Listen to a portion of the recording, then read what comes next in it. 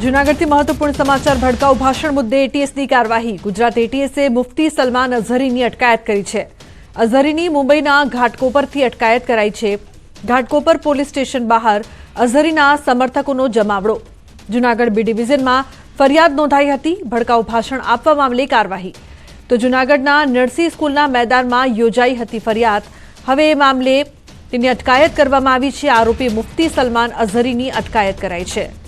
મહત્વનું છે કે ઘાટકોપરથી તેની અટકાયત કરવામાં આવી છે। ગુજરાત એટીએસે મુંબઈથી અટકાયત કરી છે। મહત્વનું છે કે ભડકાઉ ભાષણ આપવામાં આવ્યું હતું જેને લઈને ફરિયાદ પણ કરવામાં આવી હતી। તો હવે અઝહરીની મુંબઈના ઘાટકોપરથી અટકાયત કરવામાં આવી। ફોન લાઈન પર સંવાદદાતા ઋત્વિજ જોડાયા છે વધુ માહિતી આપવા માટે। ઋત્વિજ, શું અપડેટ્સ?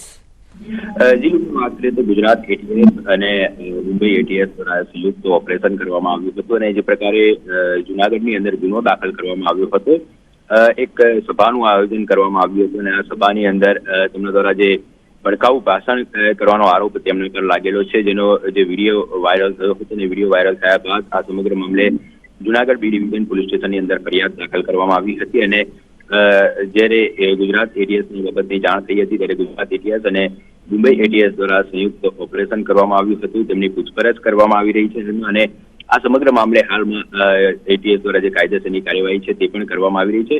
આ સમગ્ર મામલે જૂનાગઢમાં જે ગુનો દાખલ થયો છે તેને લઈને આ કાર્યવાહી કરવામાં આવી રહી છે। જી બિલકુલ ઋત્વિજ, આભાર આ સમગ્ર માહિતી બદલ।